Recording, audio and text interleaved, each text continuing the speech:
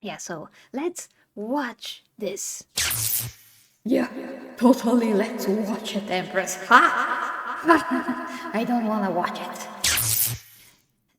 Well, well, Emperor, we gotta watch it because, you know, Warrior did a great job, I'm sure, so we gotta watch it, Emperor.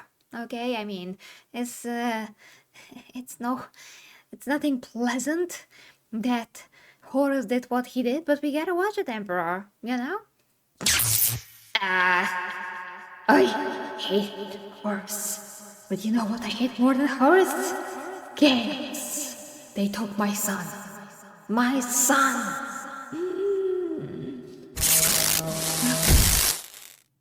Okay, let's just see it. Let's see it.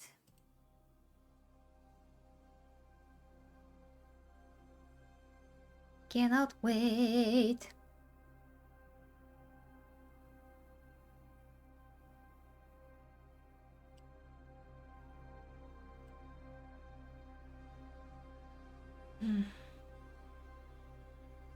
Very cool graphics, by the way. This message is for the Emperor. I am Captain Abaddon of the Lunar Wolves First Company. We are coming as peace ambassadors. Our objective is to speak with you, not to attack you. Emergency. Central control systems damaged. Rerouting power.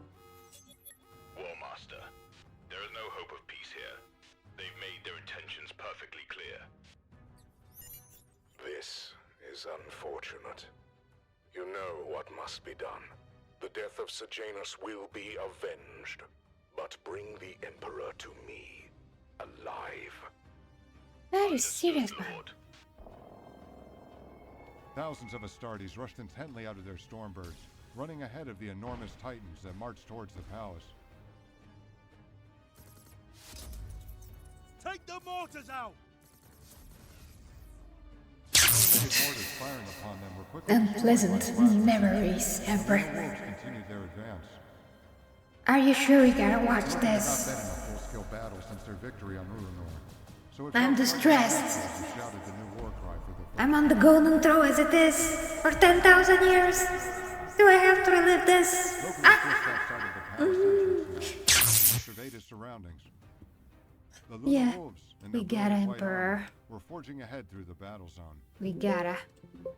To the east, he saw Captain Abaddon's first company, their black armor antithetical to the rest of their brothers. And Loken thought to himself that Abaddon looked like he was leading his own Black Legion. Captain Abaddon, 10th Company is... Loken, are you telling me this simply to gloat? No, First Captain. I would never. That was a joke, Loken. I'll see you inside. You beat me to entry, now let's see if you can beat me to this Emperor.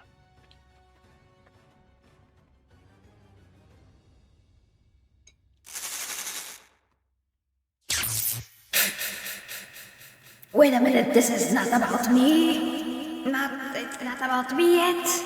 Okay. Oh. I'm confused. I'm the Emperor of Mankind.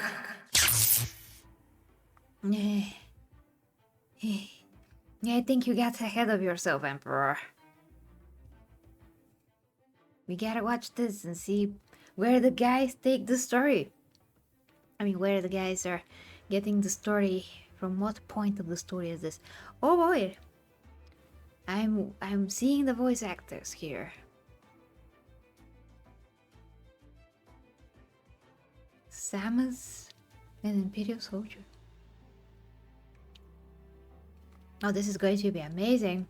3D animators by Morgan Jones. It's gonna be 3D animated stuff. Based on a Dan Abnett novel, Horus Rising. The best novel from the Horus Heresy, the most memorable one. Yeah, it's my favorite. Oh boy. Captain Loken. I'll tell you this story, but if you could please enlighten me. I believe someone told you to ask me about this. Who was it? That's right. It was Captain Torgadon. Of course it was. Is something wrong, Captain Loken? No. Nothing at all. What is it that you'd like to know? Well, Captain, if you have the time, I'd like to know everything. I'm a remembrancer, so my duty is to... I know what your duty is. When did this happen? I don't remember As a such thing. remembrance, we've gotten used to receptions that range from less than friendly to outright abrasive. Their commissions weren't all the same. Some were imagists, taking pics to visually document the crusade. Others were poets, seeking to write thought-provoking verses about the expedition. Whether poets, imagists, or documentarians, they all shared one thing in common. They all felt unwelcome in the vengeful spirit.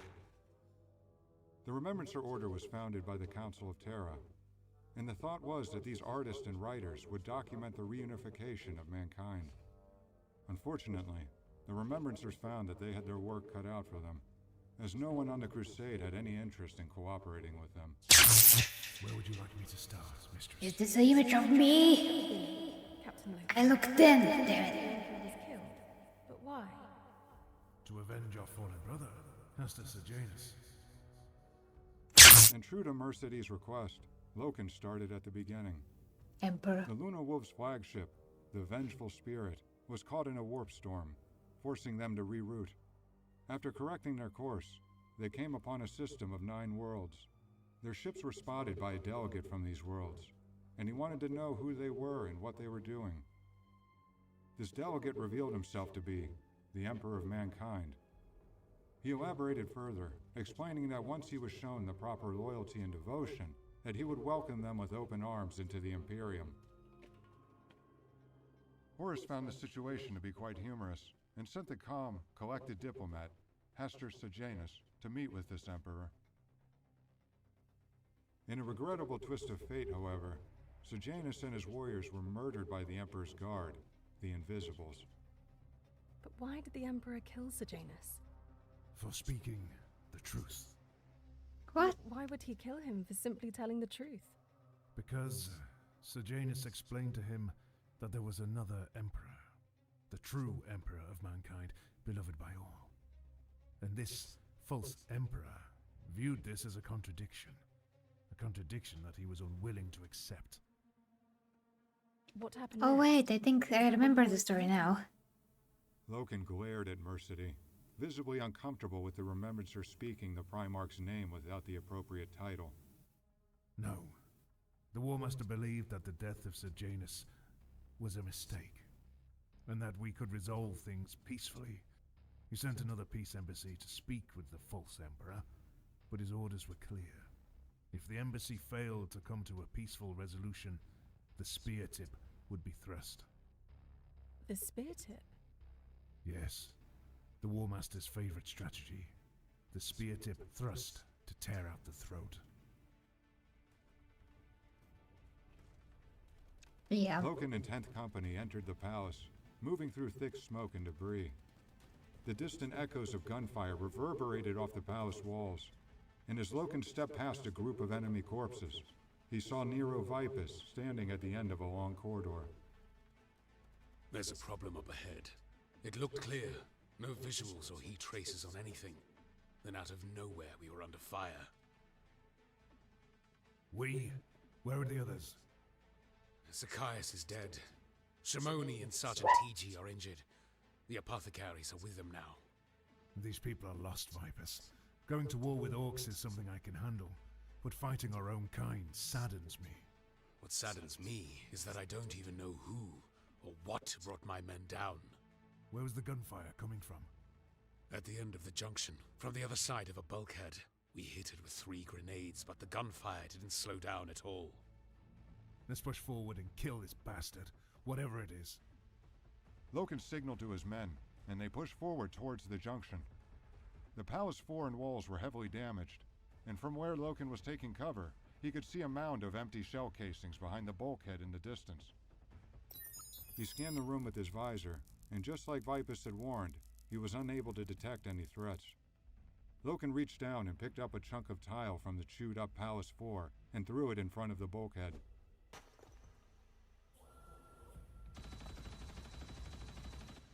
In only a matter of seconds, thousands of rounds were fired into the junction, further damaging the surrounding walls and columns. As the bombardment stopped, Loken heard the sound of an ammunition loading system being engaged. It's not a person. It's an auto-sentry. I'll hit it with another grenade. From this angle, I should be able to disable it. I've got a better idea. And they say that the Stardies don't talk Loken when they activated a flare and threw when it they in front fight. of a pillar along the left side of the palace wall. But they do sometimes. They do. The flare lit up and doused the room in a blinding white light. Within seconds, the auto-sentry was hammering shells into the pillar. While the sentry was unloading into the left side of the room, Loken sprinted to the right, hugging the wall and heading towards the bulkhead. Nestled into a small housing of the wall, Loken saw the auto-sentry still firing towards the Hey! Where's the part about me? I wanna know about me. I'm the Emperor of mankind. Jesus, damn it. Loken ground to a halt and started smoking on the sides. Clear. Biggie, You have you're to gonna make a know good when you're gonna soldier, know, Carl. okay? We're getting to you. Wow. Loken couldn't see Viper You wanna smiling through see his your helmet, son killed but he so could hear it in fast. his tone. I mean you. And some of the sons. Yeah. It's time for us to meet the Emperor of mankind. That is me! It's me! You could say that. Okay, calm First down. Captain Abaddon placed a wager that he'll get to him before me. First Captain Abaddon placing a wager with you. I wasn't aware you were on such terms with the first captain. Consider yourself enlightened, Nero. Past the bulkhead, there was another corridor that led into another large chamber. As Loken and his 10th company Astartes carefully walked through the room, he couldn't shake the thought that they were fighting their own kind. This city, and all the poor men and women living on this world, all of it could have been saved. Instead, their ignorance would doom them, and these people would die for nothing. Loken and the rest of his brothers didn't exactly understand why those that murdered Sejanus were called the Invisibles, but as they ventured deeper into the palace, they were soon to learn why. Nero, I heard something. Loken quickly scanned the room, but didn't see anything. I did too, but I'm not getting a visual. Then, they heard a loud slamming noise behind them, the sound of ceramite power armor hitting the ground. Loken looked back and saw one of his brothers lying on the ground, his helmet and visor appearing to be melted into his face. Before anyone had time to react, they heard the distinct sound of an energy weapon being fired. Another Luna Wolf collapsed, his armor snapping off at the elbow before he hit the ground. There was something Loken, about this Emperor Vipers, that I and the don't remaining remember. men began to fire all around them. One of their shots hit something, as blood exploded out of the air and splattered the ground below. Loken was now detecting slight heat traces of movement, and realized that the enemies became faintly visible as they moved. He adjusted the contrast on his visor to almost complete black and white, and could now see the outline of the enemies as they advanced on them.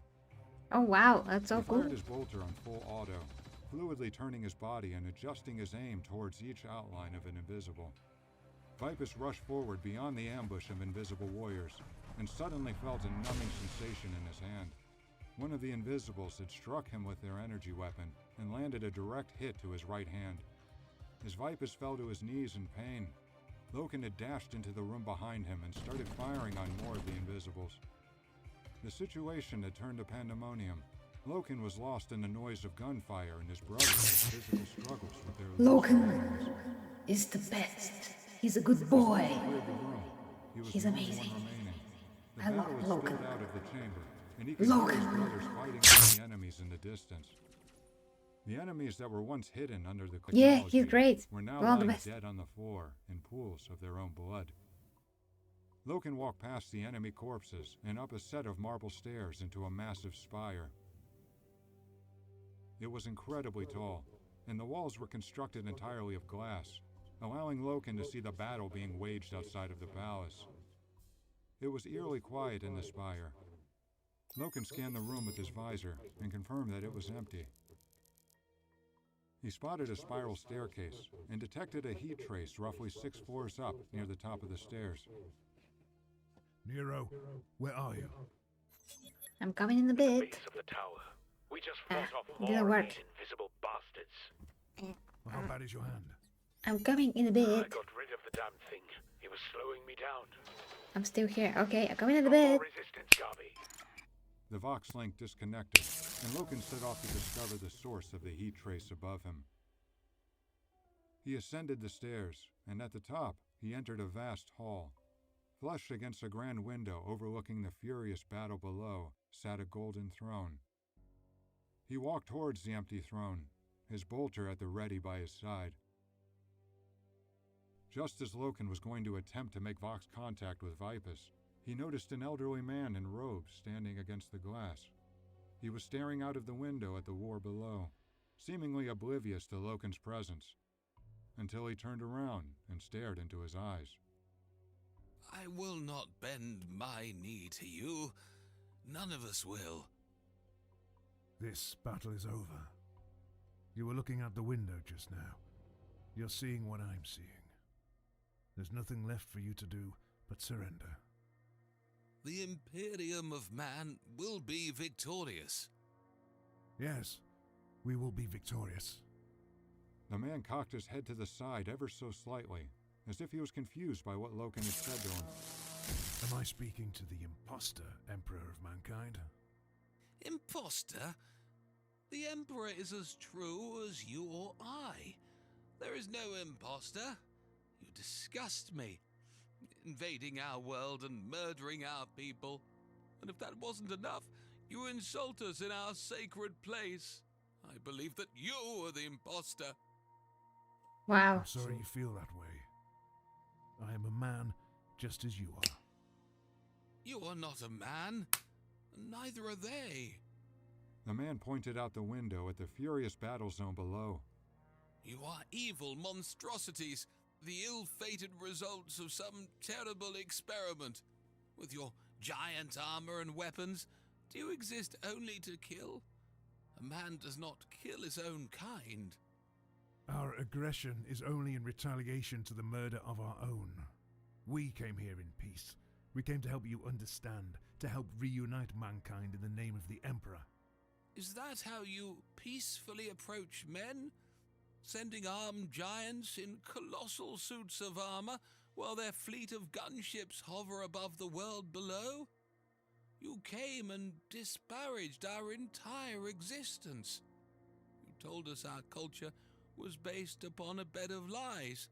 It wasn't a peace offering, nor was it the truth. It was blasphemy. The truth isn't concerned with morals that you or I believe. It is just the truth. It is unfortunate that our values don't align, and that it has led to this violence. You could have left us alone. Loken felt a moment of unease. Oh boy. Man with a look of confusion as he responded. What? Emperor. If our values and Did you hear ways it? of life are so different, you could have simply left us alone. We have existed peacefully for centuries, and you could have let us continue doing so. But you didn't. And I ask you why? Why did you have to impose your values on us with military force? Because the truth Isn't concerned with morals. Isn't that correct? Yet you invade our world and butcher our people to deliver your truth, which makes you immoral. Loken paused, realizing that he didn't know what to say. I'm sorry that we aren't going to see eye to eye. Surrender at once. Emperor! Oh yes, I have an answer for that. Oh well, I'm an egomaniac. To unite the world and everything else. The whole universe of humanity has to come together so we can fight against the Xenos and humanity will be stronger this way. It doesn't matter that one world prosper. No, it still has to come. It has to come to the Imperium. It has to join the Imperium to make the Imperium stronger. Yes.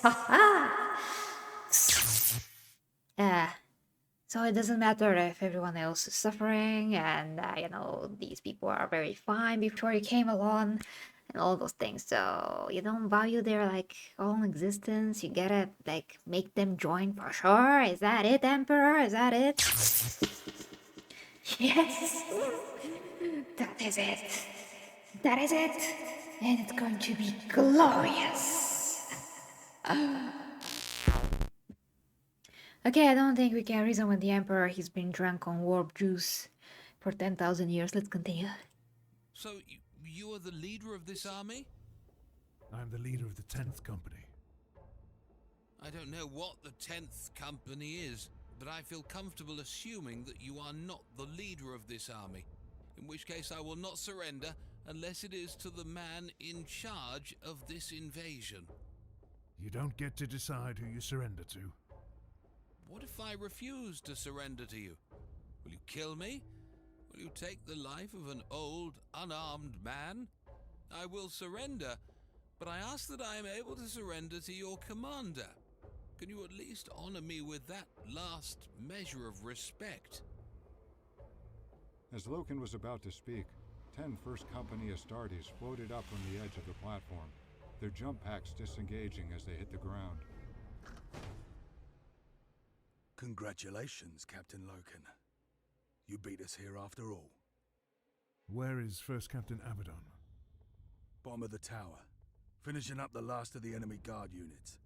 Did I interrupt your illumination of the false Emperor? No. This man wishes to surrender, but he wants to do so to the Warmaster. Is this a joke? That's not how this works.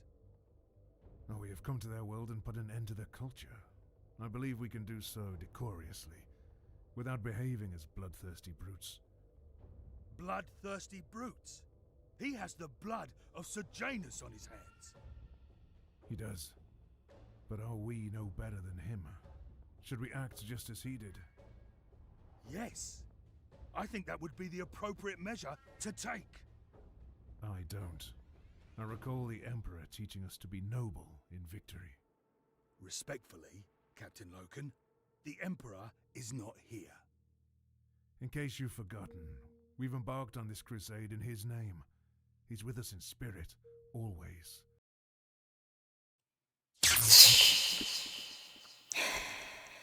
I'm always there. I am always there. How dare you, sir? I don't know. I'm pissed off. I'm always there. And you should be noble. And you should be amazing and noble. Yes, but you know what they're about to do to this man, Emp. Sir Emp. So, it's not fun. You should have imposed your ways better, because as you can see, you have one noble guy that's really a stand-up guy. He's so amazing, just love Loken. And then you have this guy that's not there anymore, but then you have this guy who is bloodthirsty and he's a prick. So pick one, do something. Like, be more emperor.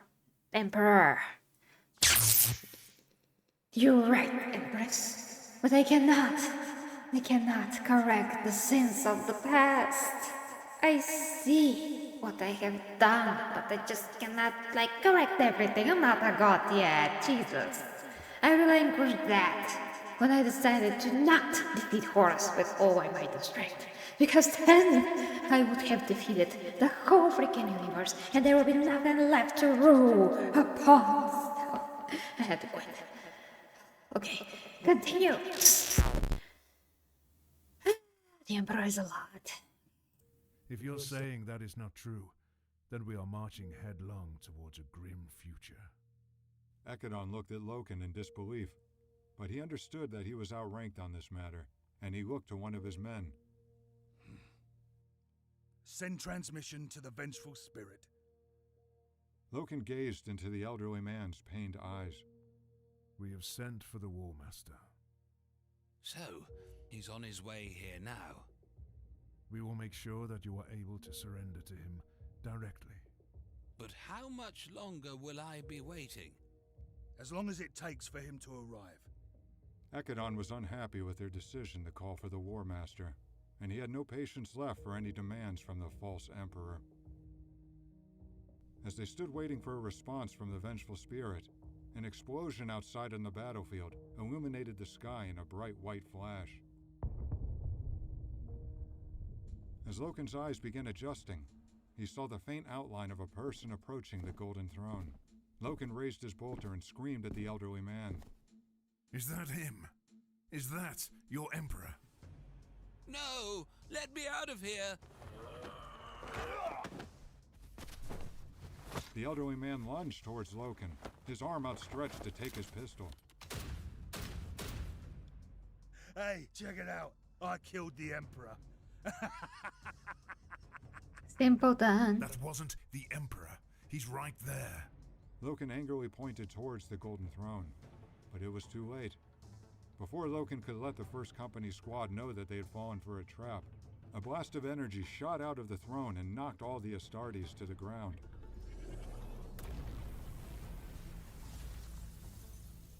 Glass shattered all around them, and most of the First Company Astartes were knocked over the platform's edge by the force of the blast.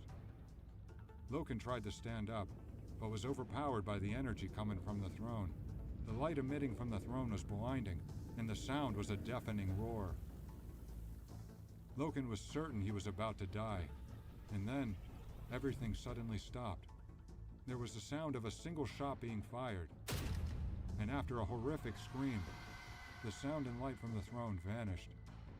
Loken was able to move again, and he quickly got to his feet, just in time for him to see the Warmaster standing behind him, bolt pistol at his side. Loken was stunned by the presence of his Primarch and fell to one knee. Warmaster. And Horus smiled as he looked at Loken. Please, Captain, to your feet. There's no need for ceremony.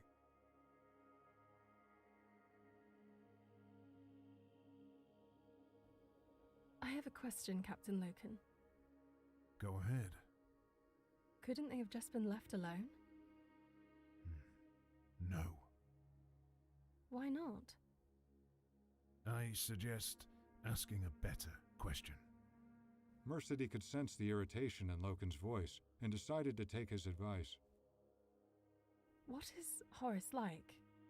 If you're asking me, then you clearly have never been in his presence. I haven't yet had the opportunity, but seeing as you are a company captain, I would love to know what your thoughts are on Horus.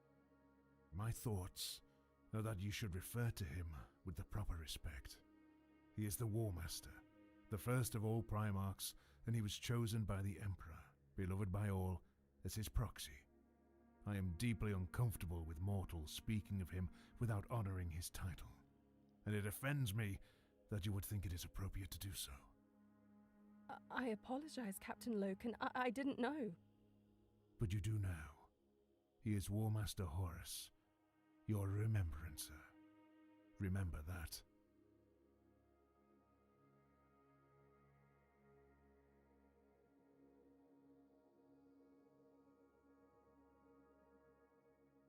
Not sure how much of that they wrote themselves because I don't remember such dialogue at all. Maybe they inserted this character to, to have like another perspective. What do you think? I think it's bittersweet. Bittersweet? I would say so. When I received the news that I had been chosen to join the crusade as a remembrancer, that I would be traveling through the stars with the Lunar Wolves, it felt like a dream. I couldn't believe it. I was so proud. My mind was racing, thinking of what I would see, who I would meet, and how inspired I would be. And that inspiration would lead to the best work I've ever produced. But now that I'm here, it isn't what I expected at all. I don't know. Ignace, I was asking what you thought of the wine. Oh, it's actually quite terrible. It didn't stop you from drinking half the bottle. When given the choice of drinking wine or sitting through a luncheon hosted by one of those dreadful iterators, I'll choose the wine every time, even if it's a foul sludge disguised as wine. As Ignace Carcassy and Euphrates Keeler sat in the retiring room above the subdeck, hundreds of remembrancers were gathering for lunch. During the Great Crusade, luncheons for the remembrancers were hosted by different ranks of the fleet, and oftentimes these luncheons were hosted by imperial educators who were hand-chosen to spread the imperial truth. These educators were known as iterators, and they accompanied all expeditionary fleets of the Great Crusade. Rumor had it that the selection process to become an iterator was even more rigid and meticulous than that of the Astartes.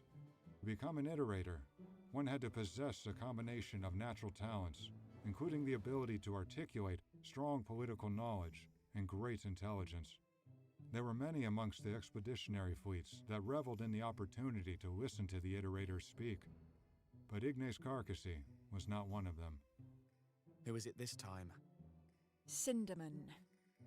Ah, Cinderman. I'll pass. Can I pour you another glass? Might as well. Ignace filled 2 glasses with the burgundy-tinted wine and sat across from Euphrates. I will say, the wine tastes a bit better when I'm looking into your eyes.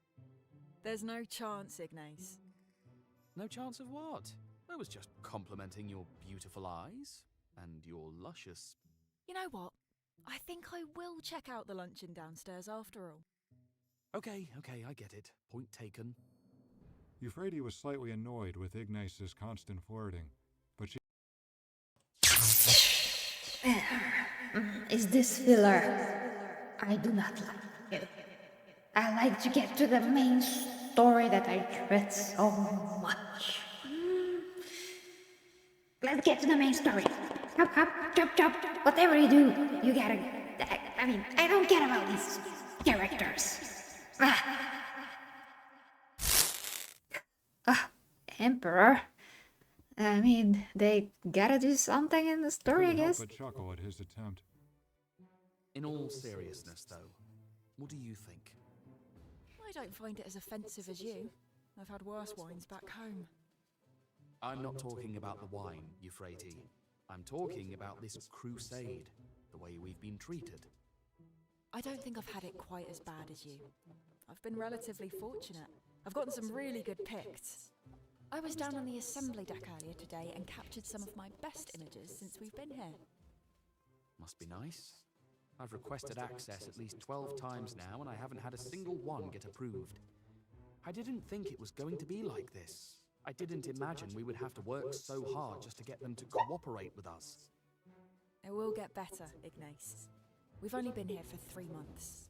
They're probably not used to having so many people following them around and asking them questions. I hope you're right. I haven't written anything worth reading since we arrived. I put in a request for access to travel down to the surface. I really want to capture pics of the war zone. Maybe you should request access too. If I can't get access to speak with anyone on this ship, I can't imagine I would get access to go to the surface. As they continued to talk, Mercedes Alton entered the chamber, her eyes red with tears. Mercedes, is everything all right? No, I've had a terrible day. What happened? I was speaking to one of the captains. He was telling me a story of when he was at war. But then I said something that offended him and his entire demeanor changed.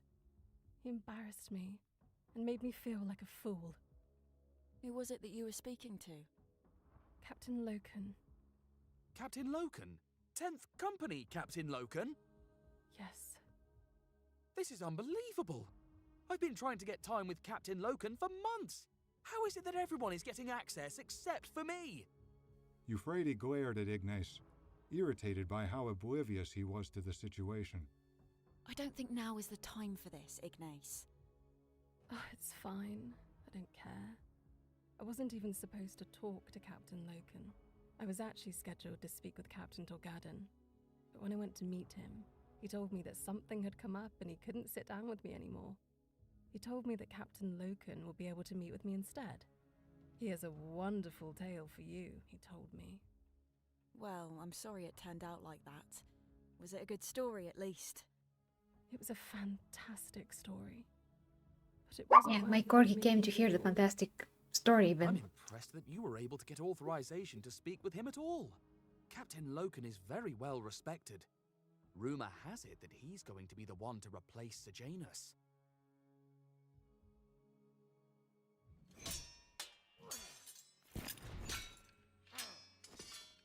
Thank you for sending that remembrancer to me, by the way.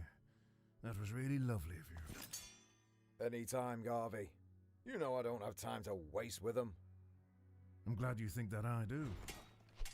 Did you want to babble on about remembrances? Or would you rather discuss the rumor that's been floating around? I've heard it, but I don't know if it's true. Is it? Well, that's why I came to see you. I wanted to be the one to tell you. It isn't true. Loken looked at Torgadden stoically, his face not giving any hint of the disappointment he felt inside. I'm joking, Garvey. It is true. Torgadden laughed as Loken struggled to decipher whether he was telling him the truth or playing another joke on him. It's true, I mean it. Ease up. I don't know what to say. It's an honor. You're absolutely right, it's an honor. And you should feel even more honored that I was the one that nominated you. Torgadden smiled as he lunged at Loken, crashing his blade against his. Well, thank you. I mean it. Don't thank me. Thank the first captain. Thank the Warmaster. Loken stopped in his tracks, stunned by what he had just heard. The Warmaster? What do you mean, thank the Warmaster? What do you think it means, Garvey? Abaddon seconded your nomination. You left him impressed when you beat him to the false Emperor. The deciding vote was cast by the Warmaster himself. Loken continued staring at Torgadden, still unsure if he believed what he was hearing. He wants you in the Mournival. He said it was an easy decision for him, that you honor the Legion with your work. He asked me to tell you this myself. He did? No, I'm only playing with you. Loken scowled at him, and Torgadden smiled again, howling with laughter as he swung his axe at Loken. Yes, of course he did. All jokes aside, Loken was astonished by what he had just heard. To be asked to join the Mournival was an honor that left Loken at a loss for words. The Mournival was a body within the Legion that had existed since its founding. It was comprised of 4 captains, those that were regarded by their peers as the best of the Legion. And while not an official governing body, the Mournival was always viewed as the Legion's soul, the moral compass, highly respected voices of reason that the Warmaster could turn to discuss any number of matters with. Following the tragic death of Sejanus, the Mournival was in need of a replacement. Torgadden set his axe down, looking into Loken's eyes. So, what's your answer, Garvey? Do you accept? Sir, I do. And it is an incredible honor. Good. Now here's your first lesson. You no longer call me Sir. You call me Tarek.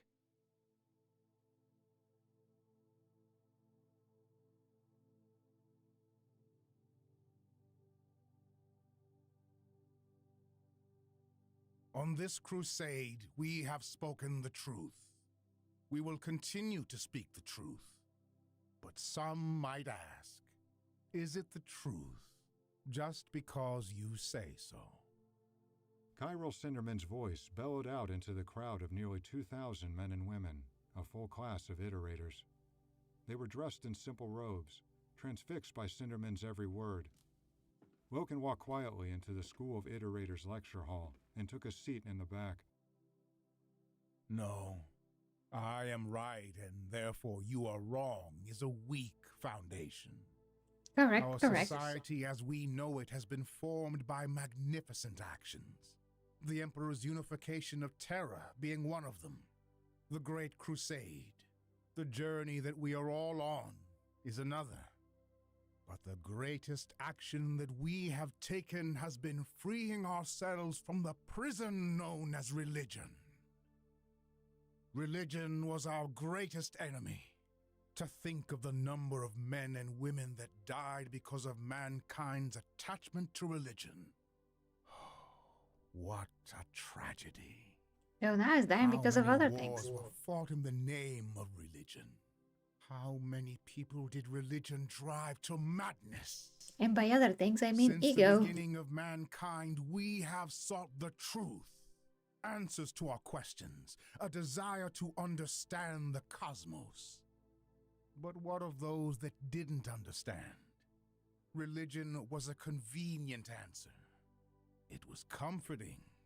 It helped them sleep at night. It was the easy solution. The audience quietly laughed to themselves as Cinderman continued his lecture. Blind faith. What happens when I die? The afterlife, of course. Why does the sun light up the sky? Why else but because of the glorious sun god? Mankind didn't understand, but wanted to believe in something. But we understand now. We have traveled the cosmos. We have seen the stars. We have learned, comprehended reality. Spirits, demons, gods, they don't exist. Faith in their existence comforts the ignorant soul, but we have reinvented ourselves.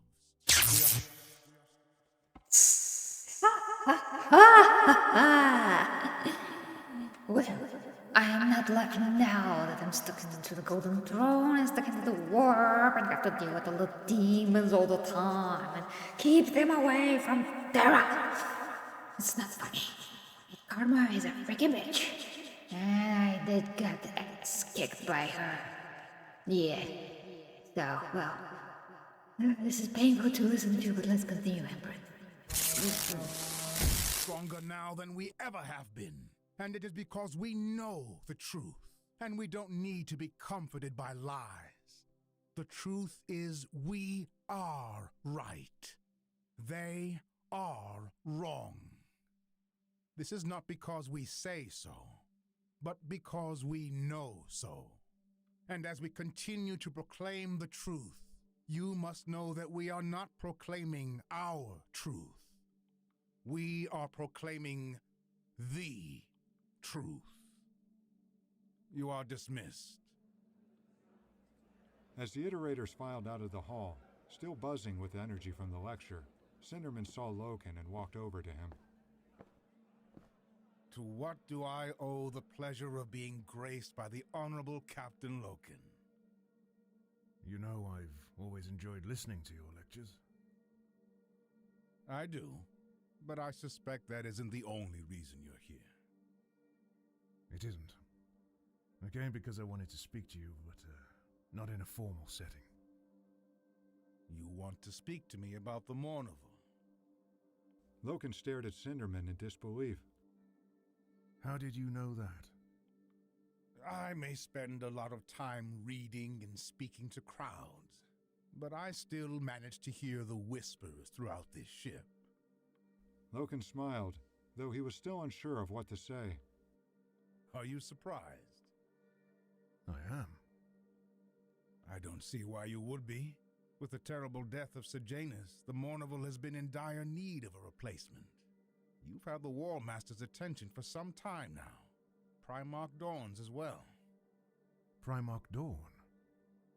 Again, I don't see why this surprises you. To impress these great Primarchs the way you have is an incredible honor, and you are deserving of it. So what is it, Garville? What do you think I should accept? Am I the right fit to join? I believe you know my answer.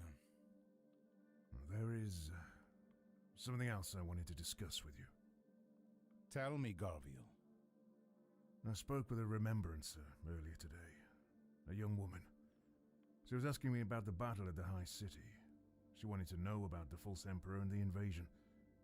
She asked me a question, one that I haven't been able to stop thinking about.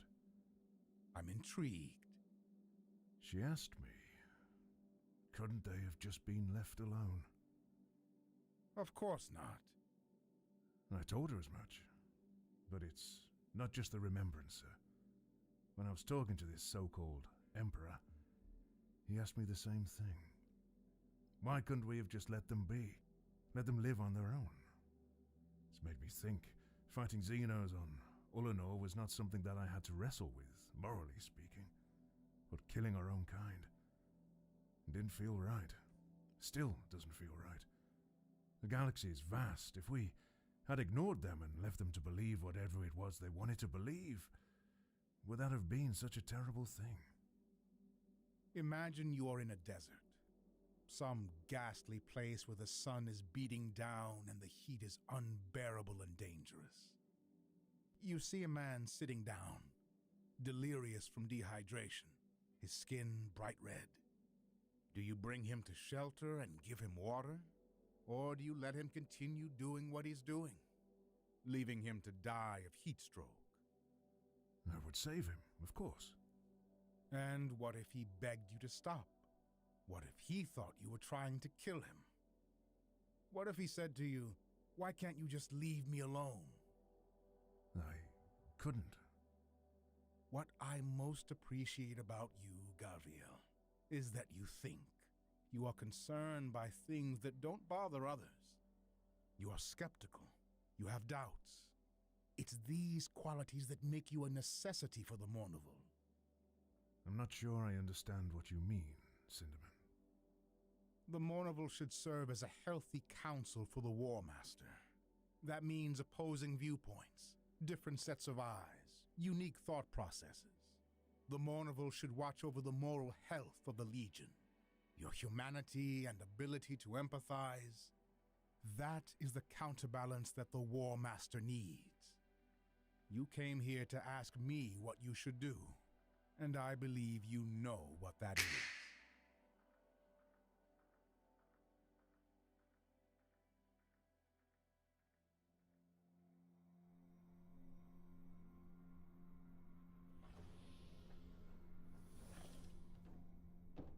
For the first time in her life.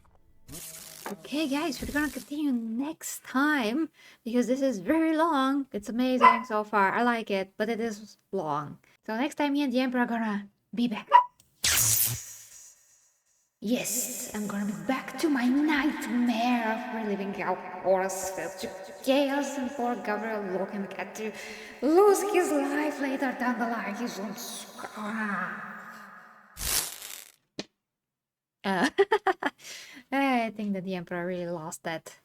I mean, it's very hard to be in the warp, as you know. So yeah, thank you guys very much for watching. If you like, support me and the Emperor of Mankind, you can click the links down below and see if something can help you. So, love you guys. Bye. The 40K Empress teaches fitness, health, nutrition, and helps with your intimate relationships at OnlyFans.